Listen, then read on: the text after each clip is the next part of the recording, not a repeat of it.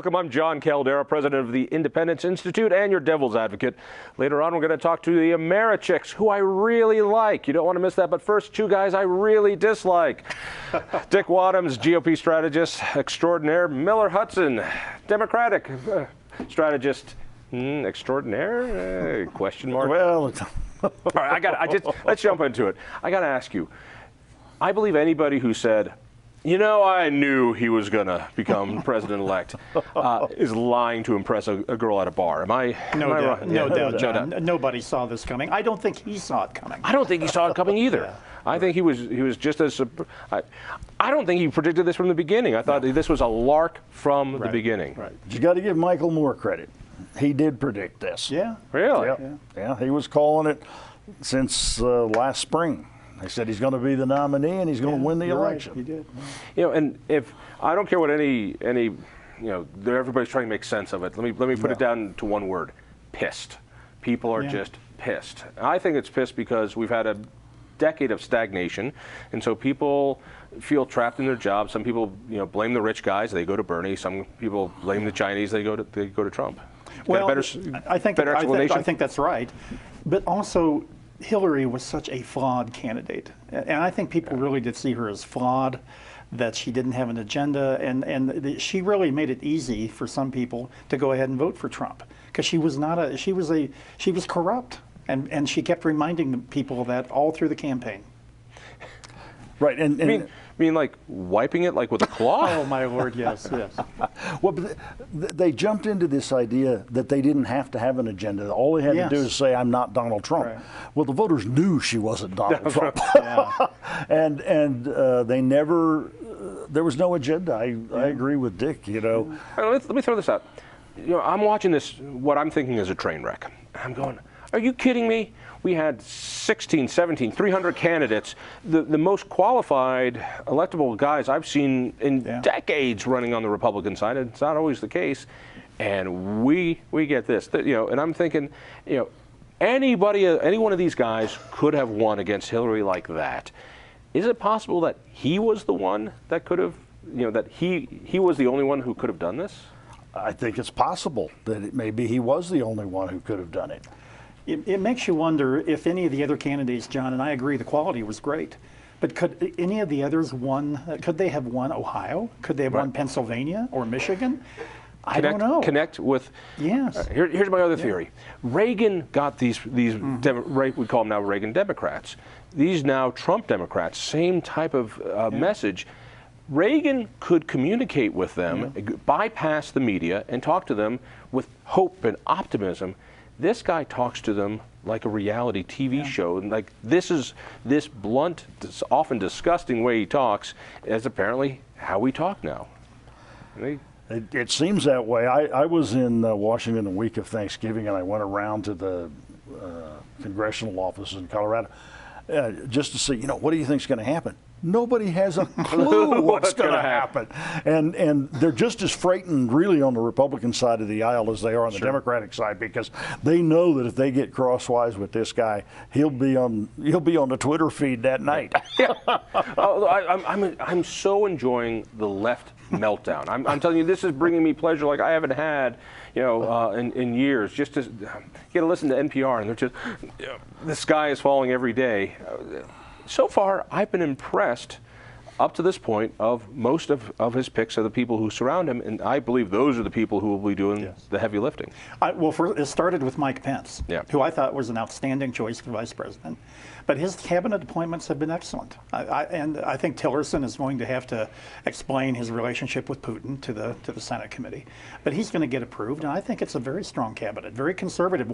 How could a conservative Republican be unhappy with this cabinet? There's no way. Right, but there's certainly an element inside the Republican Party, because, you know, I keep hearing this, that they're just waiting for the chance to impeach this guy so that they can have President Pence, who they really would like to have. Well, I would be happy with that too, but I don't see that happening right away. No. And it's as if the media doesn't quite get that they are so responsible for this, people being pissed. And so I see them doing more of the same. They haven't quite figured out this game is different. What do you think is going to be the biggest thing coming out? What is what is, particularly from here in Colorado, what is going to be the difference in reality? Well, the governor has to stay home and unpack his bags. And Ken Salazar. All right, so these guys are supposed to be in the cabinet. Right. You know, and I'm thinking the same thing on election night. Oh, Hick is not happy about this. No. But and Donna Lynn either, the lieutenant governor. Lieutenant governor is. But now Ken Salazar's got to think, well, now I guess it's time for me to become governor. Yeah. And that could happen. Well, he's got the right of first refusal, I think. Yeah, But, Miller, you'd know better than I would, but I don't think he clears the field like he did before. I think Kerry Kennedy will probably still get in, maybe Mike Johnston. Perlmutter would probably defer, I'm guessing, but to him. But I think they're going to have a primary, John. We haven't seen a Democratic primary in a decade. That's Well, not how they. Well, a real one. Bennett and Romanoff. That was a real primary. Not for governor. I don't think you should. governor. I don't think you should rule out an independent candidate in the governor's race. Interesting. So, listen, you two dinosaurs. Does this mean everything you guys know is now useless? That we're now in this untested political territory where game show hosts are now becoming president, that what the media says, nobody gives a damn because nobody trusts them anymore. Are the rules so different? Well, I think you ought to think twice about hiring a consultant. You say now that you're retired. That's right. Actually, John, I think here in Colorado, the rules haven't changed any. Trump did not carry Colorado. Some of the very reasons he carried some of those Midwestern states are reasons why he did not carry Colorado. He actually, those suburban women that you and I have talked about incessantly for years. I've been trying to pick up for years, yes. Who go back and forth in elections. Trump went too far on the Access Hollywood. And so they didn't want to vote for Hillary, but they finally voted for her because they couldn't stand Trump. We learned once again that is the swing vote in Colorado. Because remember what they did. They voted for Hillary Clinton, Michael Bennet, Heidi Ganahl. Right. Now, that shows you they wanted to, for CU Regent, that shows you they wanted to vote Republican, but they just couldn't for president and U.S. senator. And the race he ran, I mean, what got me, and part of it, I think, is we're getting sick of the slickness from the left. You know, I was there at Mile High Stadium with the fake pillars when Obama did his coronation, and you know, even on election night, there's Hillary's thing with the outline of the United States, and she had a lectern that popped out of the ground, and there was a glass ceiling, and it was all so slick. This guy comes down to a bunch of flags, and I don't know who staged it, but they have his kid who's a zombie at 3 in the morning. Poor kid, there in the most historic picture of in decades. It's like, obviously, there wasn't a handler who said, no, we don't stage it this way. And part of me thinks people have just had it with the slickness of the disingenuousness of the way politics. Well, I mean, the theory's always been if you get outspent 2 or 3 to 1, you can't win. But this guy did win and got outspent 2 or 3 to 1. So he created a whole new model. Now, I mean, I don't think there's any other reality show hosts out there, I don't think, who can run for president. But did you think this? No. Whoever thought this would happen? Right. Yeah. So you're out of a job. I'm sorry. You go ahead and say there's room for it. Let me tell you, I think we've seen a once in a lifetime occurrence. I really do. This guy. And it had to do with all the circumstances of 2016. It had to do with the unique nature of his candidacy. I don't think a lot of the conventional wisdom of campaigns has changed that much. And like I say, here in Colorado, we learned again, if you alienate suburban women, Republicans and unaffiliated, you cannot win here. This is going to change. This is going to change a lot of local politics as well, because we've had Republicans who have been the kind Republicans who said, "Listen, since Obamacare is coming, let's do it right," and they would sign on. I'm talking about Amy Care and other things. We'll do that. The Clean Power Plan is coming, and so we better get geared up for it. And you have some Republicans who peel off. Well, that stuff is gone. All right, so that's gone. So now, from Washington, we're going to have a completely different relationship. I don't know what that means for Republicans in this state.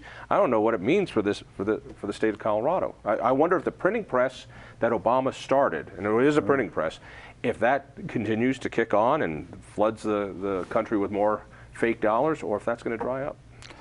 Well, I think that they're out there skating on thin ice, all candidates in both parties. But nobody really knows what this environment's going to look like even 2 years from now. And fasten your seatbelts. We're in for a rough ride. When you say rough ride, what does that mean? I mean, there is this, you're on top of a roller coaster, you're going, you're scared to death, but you're also really excited. Yep. I think that's exactly where we are right now. Right, but there's going to be bumps in this road because something's going to happen in this globe, on this globe, that none of us are anticipating, just like we didn't anticipate Trump. And how he handles it and how he's perceived as having handled it that's the rough road that I'm waiting on. But look at it, John. They're going to repeal Obamacare. There will be a debate within the Republican Party in how soon and what to replace it with. But it's going. It's going to be repealed and it's going to be replaced. He's going to repeal the Clean Power Plan that you mentioned. I mean, Cynthia Kaufman had already signed on the lawsuit with a bunch of other attorneys general. And so the fact is that we're already starting to see the reforms right now. He's actually following through with his campaign promises. I mean, you still have to get through a filibuster at the Senate level. But Harry Reid changed the rules, and the filibuster is not nearly the powerful weapon it used to be. Right. I mean, Harry Reid changed the rules. Republicans aren't going to go back. What do you say to those? And I know people who are scared. I mean, they're scared. They see nuclear war. They see that somebody's going to upset him, and so he's going to go nuke Paraguay or something. You know, are you scared? No, in fact, I am excited. I have a little trepidation because he's still very untested. Obviously, he's never held public office. But I'll tell you, this guy, he's a successful businessman, and he's now president-elect for a reason. He's got a vision, and it's a vision that Americans rallied around, and he's moving toward. You can see in his cabinet appointments that he's serious about this, and that he's going to pursue an agenda. It'll be fascinating to see if he separates himself from his businesses, how far, because I think that's going to be the hook that the media will just continue to beat him with. I think he's right, though.